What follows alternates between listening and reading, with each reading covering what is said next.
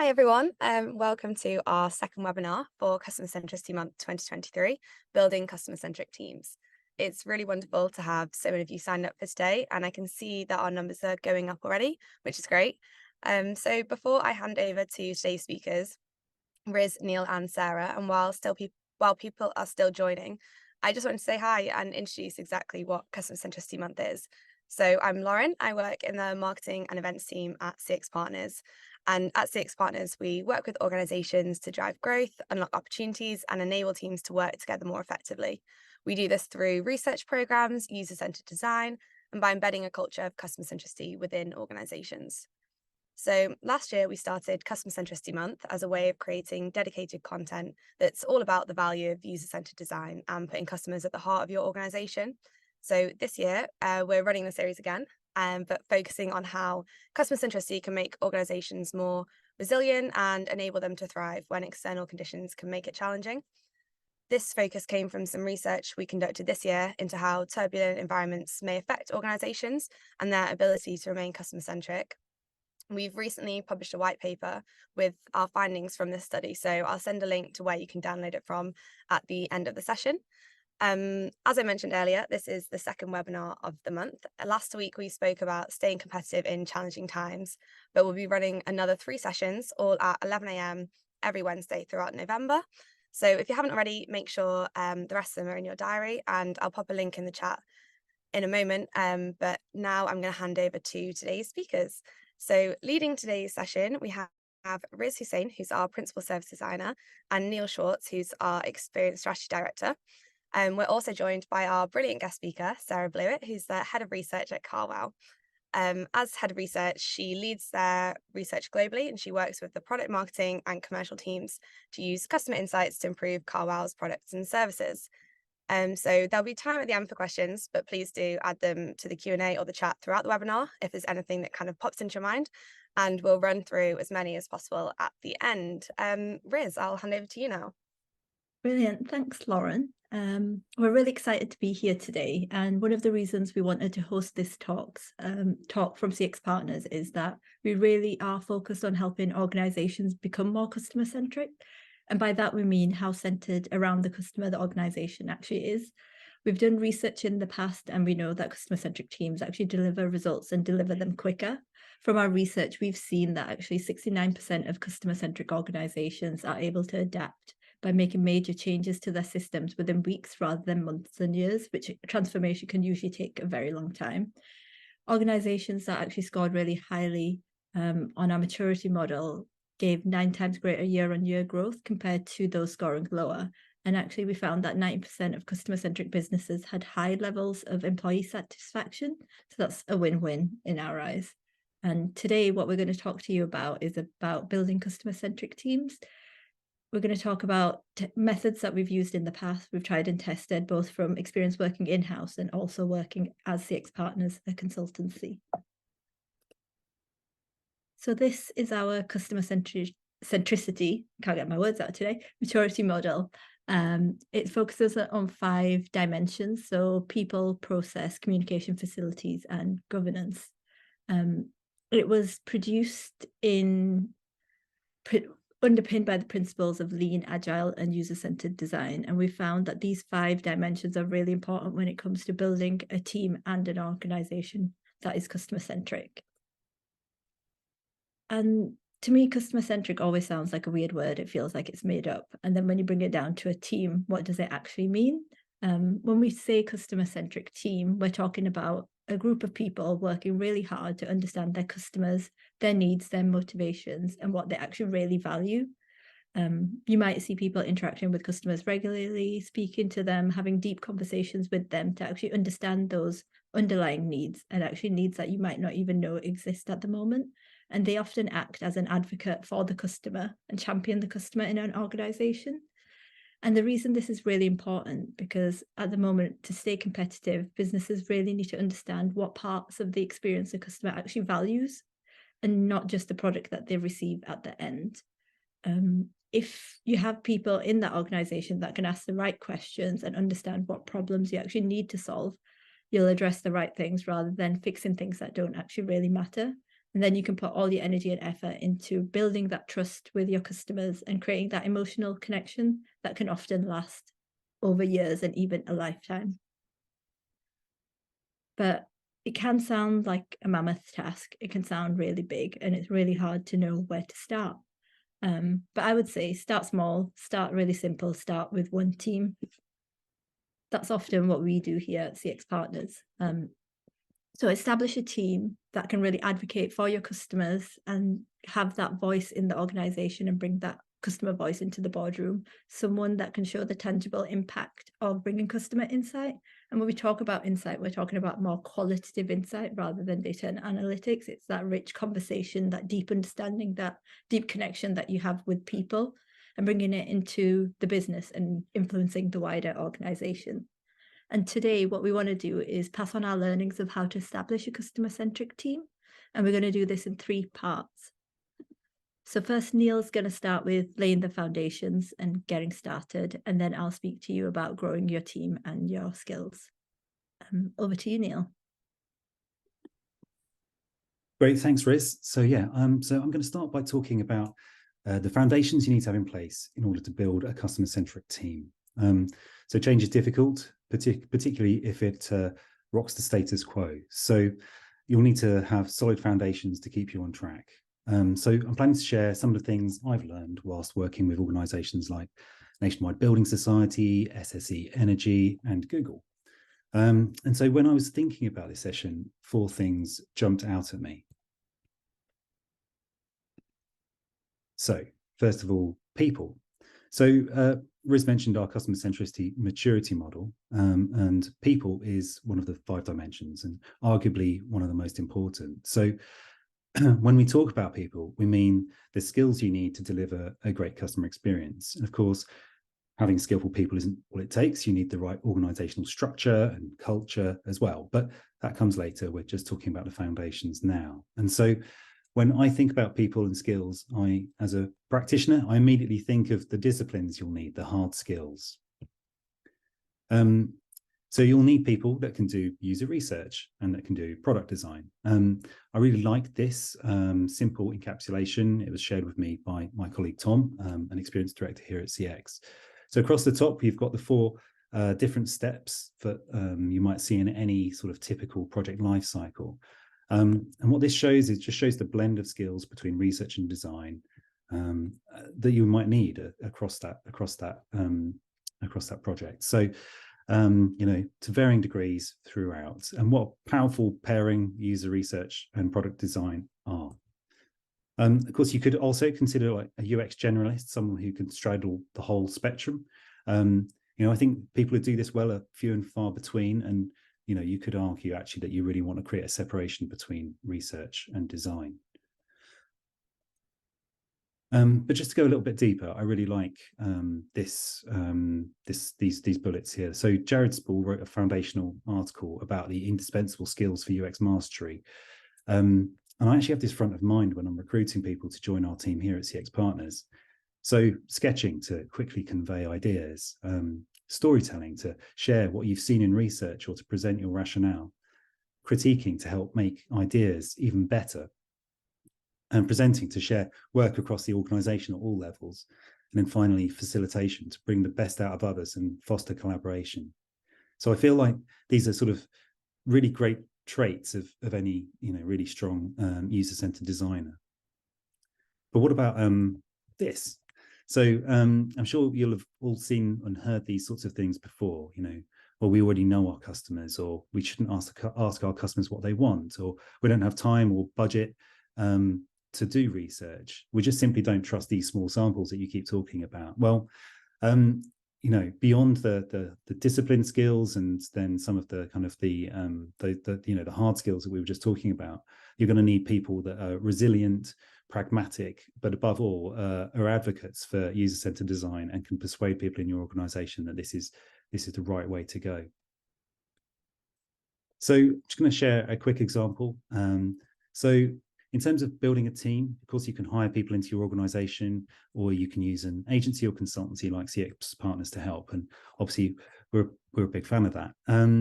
So Nationwide is the largest building society in the world. They're the second largest provider of household savings and mortgages in the UK. And they faced a problem.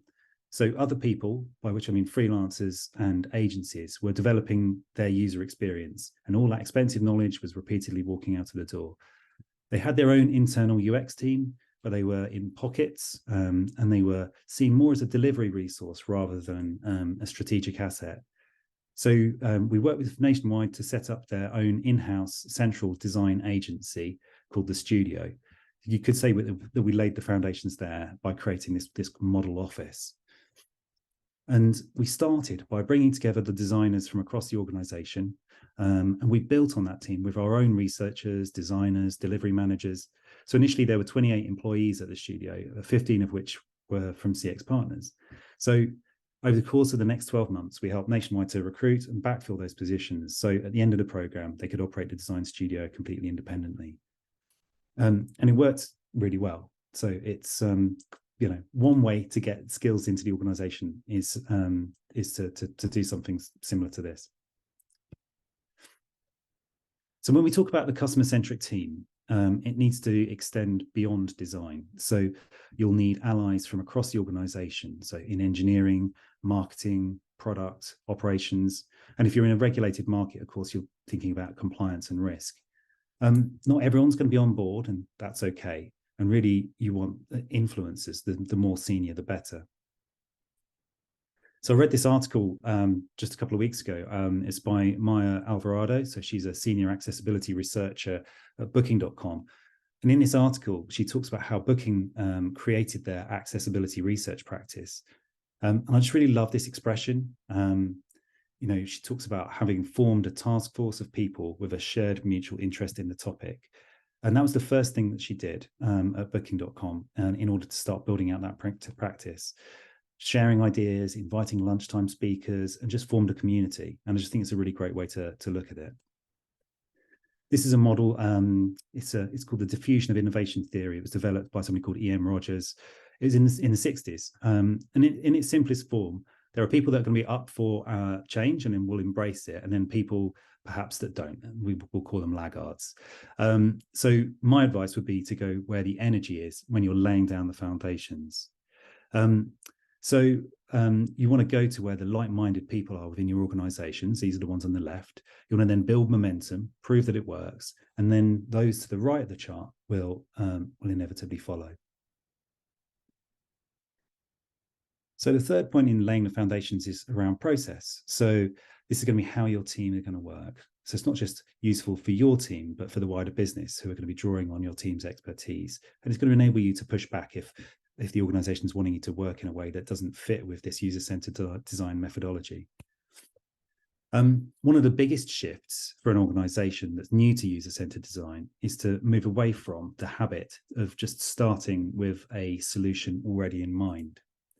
So whilst working with SSE Energy, we need to really help them to make that shift. And this model really came in handy. And of course, we borrowed it.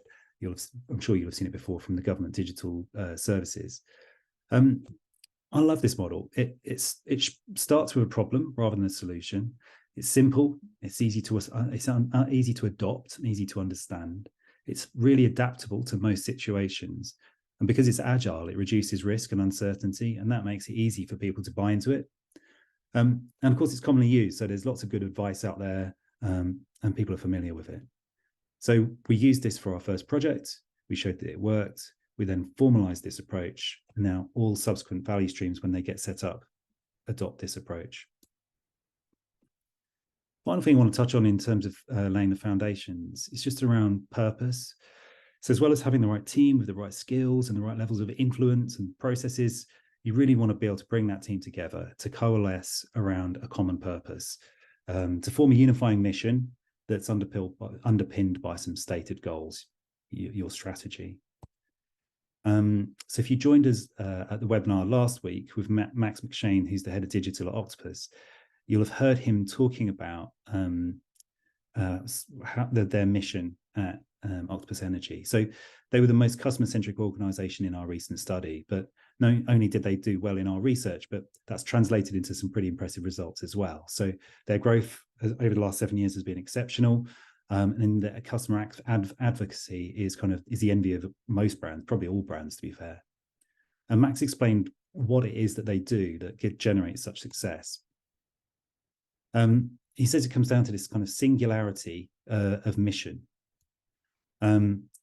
It's really clear what their priorities are. When they're making decisions, big or small, their priorities are based on these 2 KPIs. And this is not just in the design team, this is across the entire organization, all departments. The question is, will this initiative improve customer growth and customer love? Customer growth is pretty easy to understand. That's, about growing their customer base, but customer love is probably a little bit less straightforward.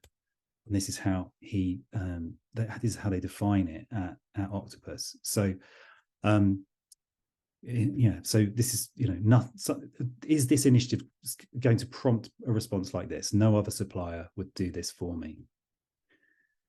What I like about this is it's a really clear stated mission. And whilst, this is a company-wide mission, it's something that, I'd recommend putting in place for your team at the foundations. Ideally, something that also ladders up to your company strategy and goals. Okay, so that's the laying of the foundations. What I'm going to do is just cover 3 tips for getting started, and then I'm going to hand back to Riz. Okay, so the first thing in terms of getting started is to really consider your first project as a pilot, a Pathfinder project. So it's an opportunity to test and learn and prove the value. So I think it's really critical to get this right. If you pick the wrong project, it can be really painful. If you pick something that kind of runs too much across the grain of the company, it stands a chance of failing. And if you're trying to demonstrate the power of this new way of working, you really don't want that. So what makes a good pilot? Well, you need to be able to move at pace. You need to be able to showcase the methodology, and you need to demonstrate value. Again, here's an example from Nationwide. So we picked a project, and the goal was to build a product that would enable branch staff to have valuable conversations with customers. So what was it that made this such a great pilot?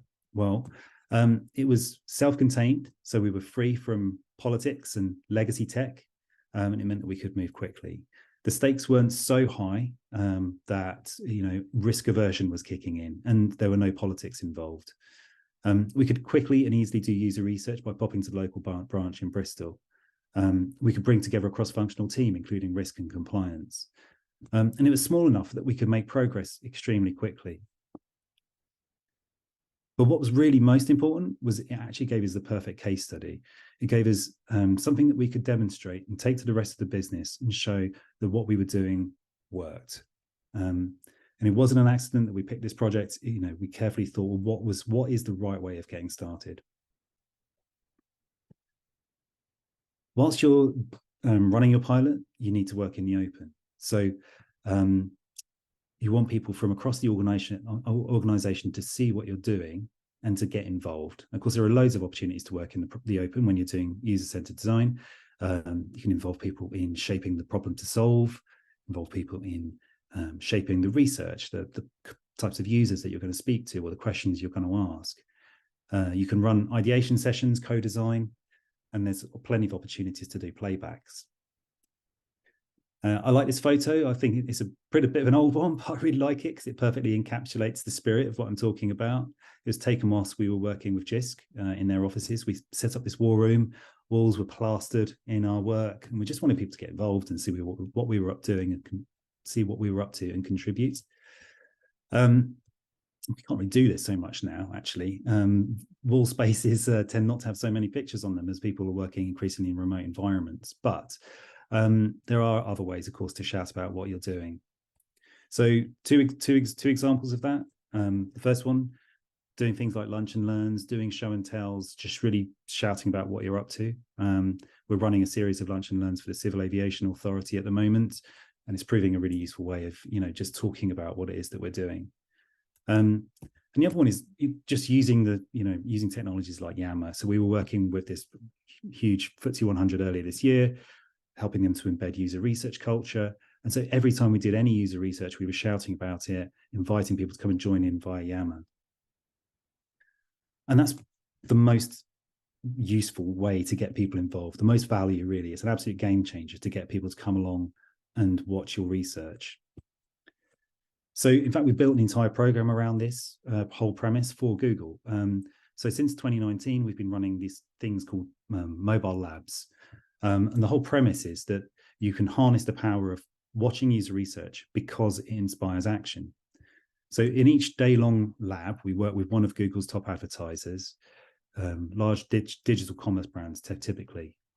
We've run about 200 of them in the last 4 years. And the whole idea of each lab is to inspire the brand to take action by getting them to watch real customers struggling to use their mobile products. So we spend the morning watching user research and then the afternoon coming up with ideas. So it's really simple. And why is it so successful? Well, we hear often that one of the biggest blockers to implementing improvements is organizational misalignment. So what these mobile labs do that's so powerful is that they bring together a cross-functional team, and always there's senior stakeholders present. And then just watching user research is an absolutely eye-opening experience.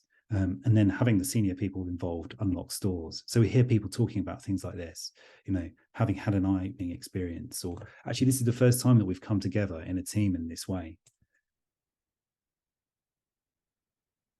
So the final thing in the section around getting started is just around celebrating successes. So, shout loudly. So you want to show that you'll be able to make a measurable difference. In order to do this, you've got to be really intentional about it right from the start. So you need to have clear objectives for the piece of work. You need to be able to define exactly how you're going to measure success and make sure that you capture the information in a measurement framework. Doing so is going to then obviously build appetite for doing more work in this way. So you want to take your results on a roadshow, create show reels, get in front of your exco, but just really shout loudly about what you've achieved. Okay, so that's getting started. Riz, I'm going to hand it back to you to take over from me and talk about growing. Thanks, Neil. And I just want to reiterate Neil's point around celebrating success. It's like sometimes it takes a lot of time to build that impact, and you do want to shout about it. And people do want to hear it, and they actually get really excited about it. I've seen it in organizations that I've worked with, and it's worked really well. But now on to growing. So you're at the point, you've laid your foundations, you've got some tangible evidence that customer-centric teams actually deliver value. Maybe you've got more than one project under your belt and you want to keep growing. So I'm going to talk to you about 3 things that you can focus on. So the first is your team. So kind of expanding your team and your remit. The second is scope. So actually that's more about the remit, what you're working on, being able to ladder up to work more strategically. And lastly, it's about spreading and growing culture in an organization and shifting mindsets. So if we start thinking about your team, the first point to start is actually getting your house in order. So setting up all those basic structures that will help you scale, because as your team grows and even as this capability grows in different areas, you want everyone to be working in the same way, using the same methodology and not competing ones. You want that consistency. You don't want to create things from scratch. And also you want to make sure that customers experience your company as one organization and not make it feel like it's disjointed bits of different parts of organizations and experiences. And one way to do this is to create systems and structures around your work. So codifying your ways of working, your processes, your practices. There's a few different ways you can do this. Like we often help our clients build these out when we're building that capability. You could create something like a CX playbook that captures all your processes, methodologies. You could also have a design system which has all the components and structures around your digital assets. Or you could have a pattern library which excuse me, speeds up those processes to create digital content, which means that you can actually focus on more strategic stuff and help the structural stuff almost run independently. And next, it's also about spreading that capability. So it's not just the resource, it's actually sharing your skills. You might blend your team out to different areas of the business, and it's about working with them, not just doing the work, but actually sharing your knowledge, the capability, so that they begin to hopefully adopt those practices as well. And the next thing I'm going to talk about is scope. this is probably one of the most important things, more than the others. It's being able to go beyond those small scale improvements, those little interaction things that you might be twinkling with, and working more on the end-to-end kind of strategic journey level. And this requires a lot of work, and it requires influencing at all levels of the organization. So you kind of want to be able to extend your influence, and often you'll be starting from the bottom up. You might be working with different teams, different departments. And we also acknowledge that you need that influence at the top. So you need it at the exec level, the C-suite. Sometimes people say getting the voice of the customer in the boardroom, and that's kind of what you need to advocate for and try to do. And that will really help you be able to move in a more customer-centric direction and be more customer-focused. And most importantly, don't forget the middle. You can be working from top down, bottom up, but there is a layer in the middle, and these are your partners. These are the people that you want to be working with.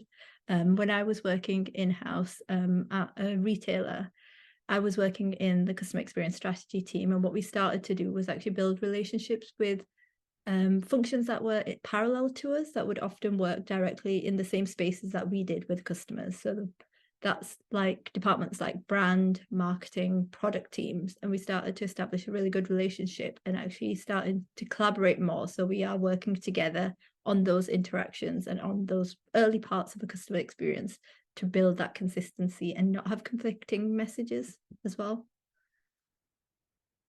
And in doing that, you can start to go beyond the scope of what the business thinks your team is there to do and start to influence things more strategically. One of the challenges that I've found a lot working with organizations is that the business has this understanding of what your team can and can't do, and they often don't give you the permission to do more. So it's like Neil said, it's about shouting about your skills, being able to share your perspective, that strategic thinking, and actually show that it brings value, and slowly starting to move up that ladder and thinking more strategically and end to end.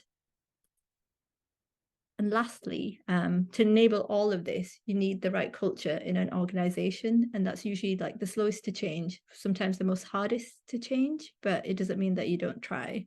You might not see progress immediately, but you will get there.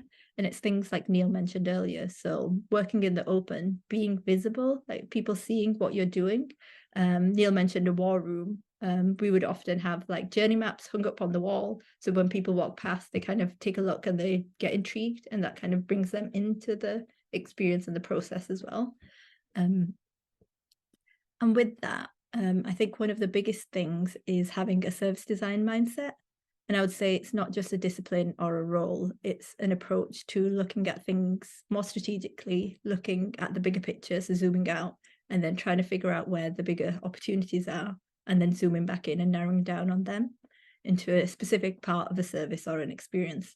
And it really helps people to shift their mindset from thinking more tactically to strategically, starting to join the dots in different parts of interactions that they might be having. And it kind of brings more context to scenarios as well. An example of this is, like I mentioned, when I was working in-house, I was working as part of a service design and CX strategy team. And what we found that working with the tools, processes, that mindset would start to trickle out. So we saw designers using the same methods initially across digital customer journeys, but then starting to look across touch points. So not just their own channels, but others channels that exist and where customers interact through multiple channels. And then we saw colleagues starting to use mapping techniques that might not necessarily have done it initially. And those mapping techniques like journey mapping really help them get into that customer mindset by breaking things down really into small steps. It helps you orientate and try to understand that customer and bring it to life a lot more. And then lastly, we saw colleagues starting to become responsible for creating their own services and touch points as well. So you can see that it can have that ripple effect and start to go from the center out. And that's kind of what you're hoping to get. And it's slow and steady growth, not a hare, more like a tortoise, kind of like growing steadily. So you sustain that change over time. And now I'm going to pass back to Neil to kind of give us a bit of a summary of what we've spoken about. Yeah, thanks, Riz. Yeah, let's just quickly recap on those things. We talked about the foundations, how it's important to get people with the right hard and soft skills, how it's important to build a community that extends beyond your immediate team, define how you'll work by defining your process, and then you set your mission, be really clear about what it is you're trying to achieve. In terms of getting started, start with a pilot, prove it works, work in the open so others can see what you're doing and participate and join in, and then finally to celebrate your wins. And then growing, so putting the tools and practices in place to enable you to grow your team, growing your scope, so working on more strategic end-to-end problems, and then finally influencing the wider organizational culture.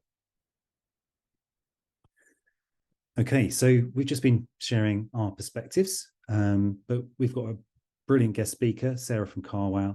And I know that, so Riz and I have been itching to ask Sarah lots of questions. And there will be an opportunity for people who are watching to get involved too. So please feel free to post your questions as well. So Sarah, can I just hand over, maybe if you could just quickly sort of say hi and introduce yourself. And then I think Riz is going to probably fire some questions your way. So I'm just going to stop sharing my screen. Sure, thank you. Hello, I am Sarah. I'm the head of research at Carwow. We are a business across 3 markets. We're an automotive marketplace that helps people buy and sell their cars. And my role at Carwow is to help everyone across our business better understand our customers. It's not just a UX role sitting within the design product team. It's really a broad role working all the way across the business, whether that's facilitating our execs actually speaking to real customers, right down to user testing of new things we're working on. And I have a lot of experience setting up a research function from scratch. I'm also happy to answer any questions about that.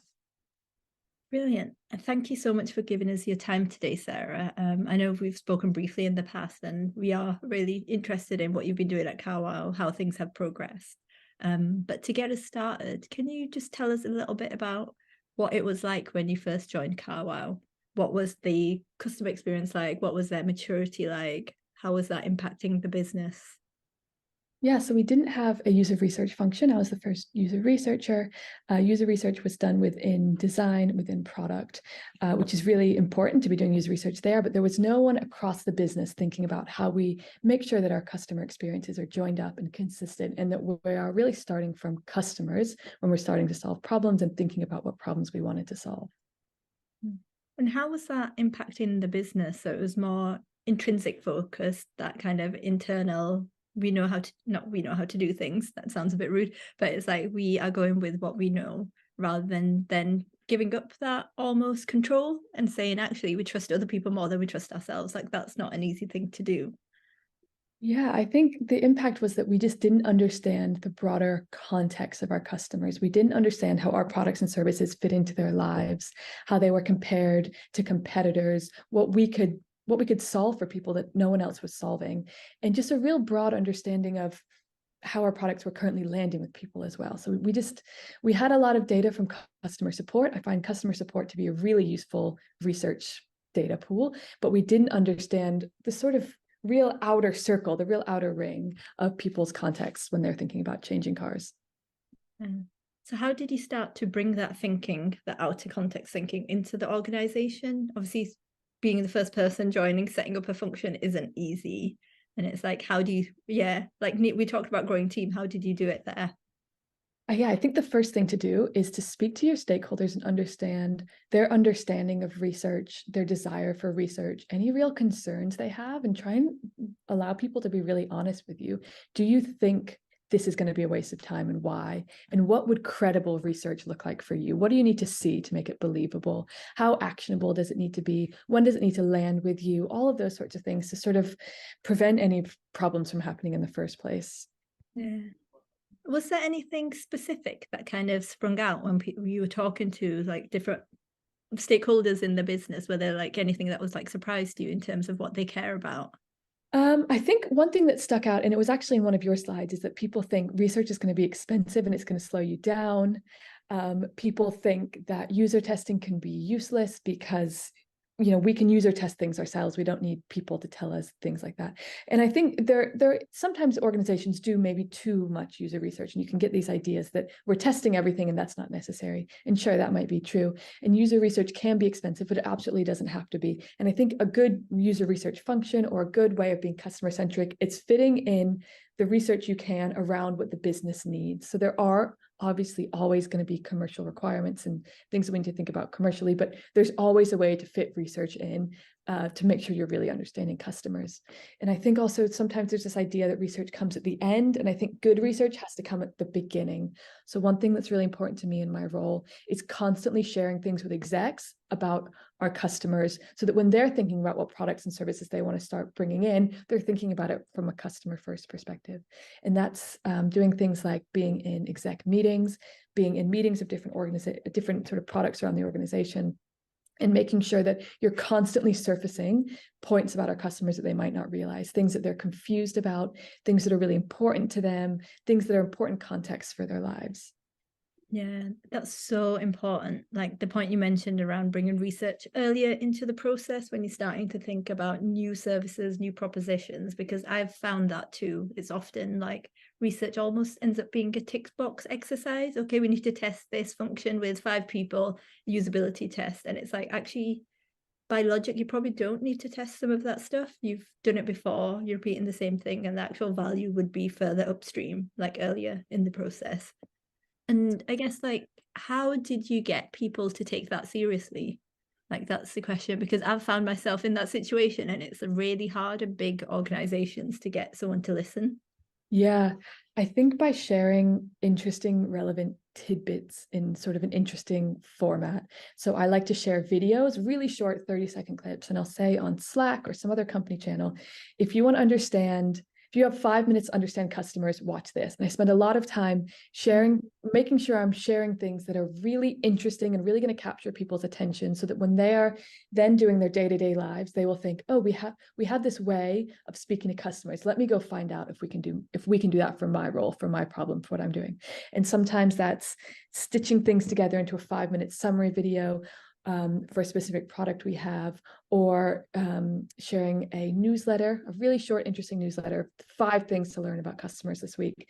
So just making things that are going to be interesting for people, that they can't help but watch, or that feel really easy to watch as part of their day-to-day lives. One thing I've noticed, which is so simple, is that if I share things in the body of an email, people will read it. If I share an email and link to a PowerPoint, just that one extra click to open a PowerPoint means half the people aren't going to do it. And so just making it fit into people's lives is as easy as possible. Yeah, and that's like based on research and service design, isn't it? It's like adopting the same methodology to the audience that you're speaking to and trying to cater towards. I love that. And by the sounds of it, then it feels like outward communication is really important. So being really proactive with it, speaking, like creating content, sharing it, kind of getting your foot in the door, trying to be like constantly communicating rather than waiting for people to come to you. Is that, would you say that's kind of like more of your role, is actually really not pushing, but trying to get that word out? Yeah, pushing, absolutely. And trying to be approachable. I think that's huge in user research. There's also, sometimes people feel like user research can be very academic and dry and use a lot of jargon. And so I try and eliminate as much jargon as possible from when I'm sharing things with people. When I'm speaking to designers and product managers, that's where the jargon is absolutely fine. But when you're speaking to people across the business, it just alienates people, I find. Yeah, I couldn't agree more. Like, one of the things I've personally found as well is that common language really helps. So use simple words that everyone understands, that they mean the same to everyone else as they do to you, and it cuts through a lot of the noise and the confusion and gets to the point a lot quicker. So I love that. Have you got any advice that you'd give to someone if they were in the same position and wanted to grow, I guess, a research team, but also like a customer-centric kind of point of view in an organization? I guess it depends how much of a risk you're willing to take. If you don't have a lot of, you're not able to take a lot of risk right now, the single easiest thing you can do is figure out a way to speak to customers. Go to your CRM team and see if you can email 500 people and ask them to speak to you, and just set up 10 calls in your diary to try and speak to customers and ask them questions. You can get something like Hotjar, a really low code, inexpensive survey tool on your site. You can put something in the bottom of your customer service email saying, click here to schedule a time to give us your feedback. Anything you can do to just start talking to customers and start understanding them is huge. It'll make such a difference. And then you can start sharing those insights out and start building that appetite within the business. I think if you have a little bit more resource, just as you said, start hiring people to do this, bring in an agency to help you do it, just depending on where you are on that spectrum. But if you can do nothing else, figure out a way to speak to your customers. Yeah, that is really good advice, because like there's so much insight in customers. By listening to a few conversations, you gain so much more than looking at, I don't know, Google Analytics or whichever platform you use as well. You touched then on some of the hiring, like hiring a team. What would you say are some of the skills that are really important when you're looking to hire someone into your team? We are a scale up, so we value things that maybe would be different to a huge organization. But where in my role, in my team, I look for people who I think are going to be really proactive, who are really comfortable talking to customers. Obviously, that's a big one, but are going to be really proactive and go out and find customers to speak to and ask them questions and really listen to their answers and be really curious about what's driving their decision making. Why are you doing that? Why did you consider that competitor? And then why did you ultimately not go on to use them? I think all the skills that Neil mentioned in his Jared Spool slide were really useful. And for me, it's not super important to have a ton of experience in user research. It's more about having the right attitude and the right behaviors. Yeah. Now, if you're at a huge organization and you're trying to get user research started or user-centered design started, you might need to bring people in actually who are able to speak the language of the organization and have the research skills and have more of a sort of refined background. But I think for me personally, the most important things are get people who are willing to come in and really get curious about customers and what's driving their behaviors. Yeah, I like that. So someone who's a bit like, might be a bit rogue, not vigilante, but kind of go off, do their own thing. As long as you've got like all the structures in place, so you making sure they're signing consent forms, doing everything in the processes, but actually just being willing to put themselves out there, be seeking people, because that's often one of the hardest things, is actually trying to find customers to speak to as well. Have you ever had challenges with that, like recruiting? Or we constantly sort of refine our recruitment methods. Sometimes we get more people than other times. Sometimes it's a little bit tricky. We have like we have quite a lot of traffic to the site, and we're able to recruit people from the site quite easily. And because we are quite broad in that our audience is just people who are changing cars, that's a lot of people across the UK. So we also don't tend to have problems with recruiting via agencies. I would say some easy ways to recruit are, if you have an existing flows, try and recruit people that way. So if you're already speaking to people in CRM, can you get a little something at the bottom of your CRM, as long as your legal team approves this? Can you get something at the bottom of your customer support emails? Can you if you already have a survey tool, can you add onto a survey tool to try and recruit people? There's a lot of sort of scrappier ways that you can get people that don't need to be a sort of 2-week-long process of building recruitment. Yeah, and that kind of talks to the point you mentioned around people saying it's too expensive, it's too slow, it kind of takes too long. So it's kind of having that in place, so when you need it, you've got people that you can reach out to and get that ball rolling a lot quicker. Yeah. What are your plans next then for growing your team? I know when I spoke to you earlier this year, you were a team of 1, and now more. Yes, 2.5. We have 2 people in the UK, a contractor in our Spanish office. In our German office, and we'll hopefully get someone in our Spanish office as well. And then hopefully 1 more role early next year. So growing, yeah. Yeah. And how did you get that permission to grow your team? Because it's not often easy to be like, I need to hire someone. You're going to have to fork out, I don't know, like money to pay for consistently. Yeah, there's just more and more research requests, more and more people in different teams across the business wanting to understand their customers, whether for our commercial teams, their customers are car dealers or people in car dealerships who are buying cars. And then people in the marketing team wanting to understand more and more about the people they're speaking to that we're trying to bring on site. So I think we've just had a huge amount of requests for research, and the natural answer to that is I don't have any more hours in the day. We're going to need to hire more people. Yeah. It shows how successful you've been at kind of building that relationship with the kind of leadership team, the execs, and actually advocating for that customer voice and sharing the insight like so openly, so regularly. And that kind of shows that the impact that it is having. Yeah, I think once you start understanding the benefits of building things based on what customers really want, it's hard to go back. Yeah. Has there been any failures along the way? Like, have you had things that didn't go quite right, things that you've learned something from, and it's actually been good to fail in a way? Yeah, I'm increasingly convinced about the limitations of user testing. So that's quite it's very, very technical answer. But I think when you're speaking to people about their context and their lives and things like that, people are willing to be quite honest and open, and they know how to answer the questions. With user testing, we have done user testing sometimes where the results just do not align with what we're finding in A/B tests. And so we've had to go back and think, what is going on here? And I think I'm just finding that the benefits of user testing are fantastic for things like finding bugs, finding things that are confusing, finding things that are unclear, but sort of testing two prototypes against each other, things like that, people just don't know. And it's one of the like real basics of user research that I've messed up a little bit sometimes in my eagerness to help people and give people answers, is that people don't know what they would do in a hypothetical situation. And so sometimes when you're asking them these sort of hypothetical, what would you do next? They just don't know. And so there's just real limitations there of research of things that are not real yet. Yeah. Alongside many others, but that's a sort of recent one. Yeah, I agree with that as well. I've kind of had similar experiences in the same way where you ask people what they would do, or you compare two things, and it's actually like they don't really care. Yeah, they have nothing to compare to. They're not in that moment of doing that thing, that it's actually not as relevant to them as it is to you. So that's really interesting to hear that you've had similar experiences. I've got one last question before we open it up to the audience, and that's, so Neil talked a bit about Octopus and how they measure things, so what metrics they use. What metrics do you use at Carwow? Like, what do you focus on when you're thinking about customer experience and that, what do you measure?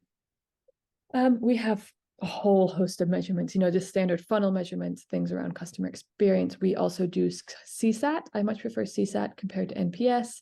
And then we measure sort of the ROI of user research by thinking about projects we've done and what the direct ROI of those have been, and also looking at sort of maybe more qualitative metrics, like how many people are asking us for research repeatedly. Is that a good way of measuring that we're doing a good job? How many times do we help maybe the execs get the appetite amongst our customers for a new product they're considering or a new revenue stream, and say, actually, that's not a good idea. No one wants that, so let's not do that. Or, yes, let's do that, but you need to probably frame it in a different way because the way you're currently speaking about it doesn't resonate. So how often are we able to sort of help steer business decisions in a way that's really customer friendly? We are very metric happy business. We got all sorts of stuff going on for metrics. I love that. I love the fact that you think about yourself as a service and being able to measure and track the impact that you're having through the amount of contact that you're getting from people. I guess that the demand is growing, and being able to show that and the value of it. Super interesting. Thank you, Sarah. That's been really interesting to hear, like, all your insights, sharing all that knowledge. And I think especially around the challenges, how to get started, like just starting small, speak to your customers. I think often if you can't speak to customers, speak to your colleagues, like frontline staff. They'll be the next best thing as well. So that was really riveting. Thank you. I'm sure we will have you on again. Maybe when things have progressed a bit more, we can do a bit of an update. Sure. Brilliant. Yeah, well, I just want to say also, like, thank you all so much, Riz, Neil, and Sarah. That was brilliant. And yeah, as we've all kind of mentioned earlier, if anyone does have any questions, please add them to the chat or the Q&A at the bottom of your screen now, if you haven't already. And I guess we can jump straight into it. So the first one that we've had, I'm not sure who wants to take this. I might pass to you, Neil, to start, and then Riz, Sarah, feel free to add anything in. But they're just asking if we could reiterate some of the key ways to influence senior decision makers to change ways of working. ways to influence senior stakeholders in terms of changing. So I think, it's about trying to find things that actually the senior stakeholders care about. And, there's various ways you can go about doing that. Of course, you can gather all kinds of different bits of data.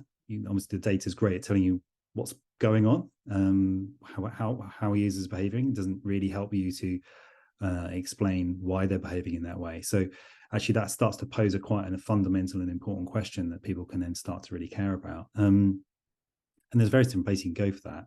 Obviously, you've got your analytics, but I think Sarah touched on it a minute ago, really, actually spending time with frontline staff to really understand what are people getting in touch with, what are the problems that real people we know that they're having a problem with, and therefore what are the problems that we don't know about, that people aren't prepared to phone up about. What are the things that are making a difference to our metrics? I think that's probably the sorts of things I think about. I don't know if anyone else on the panel would add anything to that. I think I would add, depending on which context you're in, if you're in a really corporate environment where money matters, like speak that language. Sometimes people want to know the physical impact, whether you're reducing costs or you're going to increase sales conversion. That's what some people care about. I think others, like Sarah said, it's like getting them closer to the customer, whether it's those vox pops, audio clips, certain things, and the things that are really emotive as well. So getting the people to connect on a human to human level, taking away all the business stuff, everything else, connecting as humans. And then my third thing is that I tend to be a bit cheeky, use humor, make it a bit lighthearted and make it harder for someone to say no. Form relationships, kind of have a good relationship with those people that they know they can come to you and ask for support when they need it. And you have that kind of two-way reciprocal relationship. I don't know, Sarah, if you have more to add on that. No, I think that's great. Okay, perfect. Then the next one we've got is, do you have any suggested timescales for moving through the stages? So from sort of foundation to growing. I'm not sure if anyone kind of wants to take this one.